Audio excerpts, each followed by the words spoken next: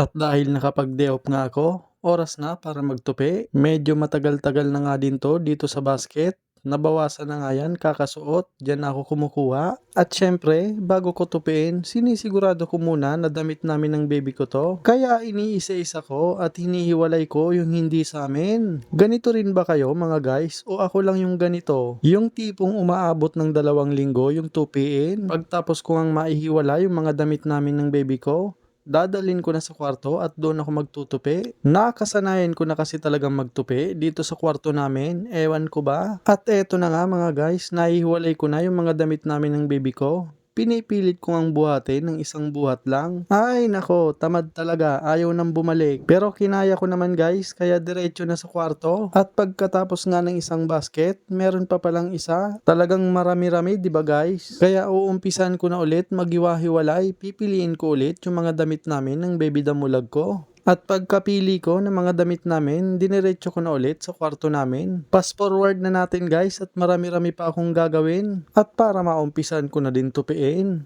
Yan pala guys yung lahat ng tutupiin ko. Kaunti lang pala. Kayang-kaya. Charot! Pero para sa akin, marami na kasi yan guys. At eto na nga mga guys, uumpisan ko na magtupi. Marami pa kasi talaga akong nakalinyang gagawin. Kaya uumpisan ko na to nang matapos na agad. Ganito kasi talaga ako guys, pag nag-day off, talagang sinasabay-sabay ko na yung mga gawain na paghahalata ang tamad. Hindi naman mga guys. Busy lang din talaga ako lagi sa tindahan namin. Actually mga guys, hindi naman talaga sana ako magde-day off. May pupuntahan lang talaga kaya kailangan i-day off. Mamaya malalaman nyo kung saan ako pupunta. Pero bago yon, focus muna tayo dito sa pagtutupi at marami-rami pa to. Kung sa bagay, pwede ko naman i-pass forward, di ba mga guys? Ano sa tingin nyo? Kaya ipapass forward ko na to dahil nung mga time na yan, magtuto na. May kailangan nga akong puntahan, di ba? Kaya kunwari, natapos ko na lahat ng mga tutupiin. Pero ang totoo, iniwanan ko muna yan at binalikan ko na lang. Charot! Naligo nga pala muna ako dyan dahil amoy pawis na ako. Pagkaligo ko, umalis na din agad ako. At eto nga, naglalakad na nga ako at tumatawa-tawa pa. Parang baliw. Ano? Tinatawa ko na nga lang yung init. Tirik na tirik kasi yung araw niyan. Naglalakad nga lang ako mga guys dahil walking distance lang yung school ng baby ko dito sa amin. Ilang minuto nga lang ng paglalakad ko ay nakalabas na ako sa kanto namin. Ayan oh. Makikita mo na yung school nila. Pero syempre, dun pa sa unahan yung entrance nila. Nga pala guys, kaya ako pumunta ng school nila dahil kuhaan ng card nila. At eto nga mga guys, nakapasok na ako at paakyat na ako sa room nila. Sa second floor nga yung room nila at sa bandang dulo pa. Nung nakaraang kuhaan nga ng card, ako yung pinakaunang magulang na pumunta. Siguro ngayon, hindi na. Dahil anong oras na, medyo late na tayo. At eto na nga, syempre, bago ibigay yung card, konting concern muna. Syempre, concern sa mga bata, alam nyo na, yung mga mababait. Pero yung baby ko, mabait daw talaga. Syempre, mana sa papa yan. Sheesh!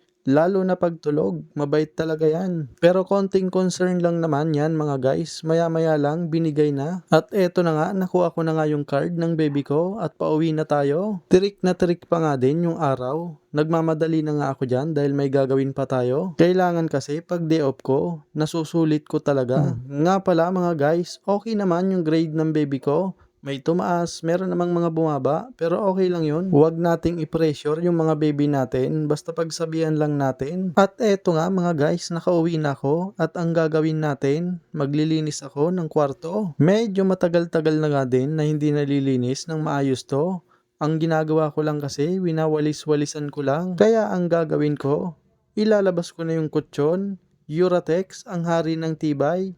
Ay, iba ata yun. Charot! Punit-punit na nga din yung kutsyon namin pero pwedeng pwede pa. Alam nyo na pag Uratex matibay. Nilabas ko nga yung kutsyon namin dahil wawalisan ko at imamap ko. Kahit papano, makatikim man lang ng map yung sahig namin. Habang naglilinis nga ako, init na init ako dyan dahil tirik na tirik nga yung araw. Kaya tagaktak talaga yung pawis ko dyan. Inumpisan ko na ngang magwalis para mamap ko na. Madalang pa nga sa minsan na gawin ko to na maglinis ng kwarto. kaya sasamantalain ko na habang nakadikit pa yung sipag sa katawang lupa ko. Pagkawalis ko nga sa lahat ng sulok ng kwarto namin, inumpisan ko ng magmap. Pero syempre, bago ko siya imamap, bubuhusan ko muna ng liquid na to para hindi lang siya malinis, mabango pa. Para kahit papano, magkaroon naman ng magandang amoy yung kwarto namin. Pagkabuhos ko nga ng liquid na yan, minap ko na kaagad at pupunta pa ako ng palengke. Anong oras na din? Nagpatinda lang kasi ako mga guys, pero ako pa rin yung magsasara ng tindahan. Kaya tatapusin ko na to dito mga guys. At least nasulit ko yung day off ko, 'di ba?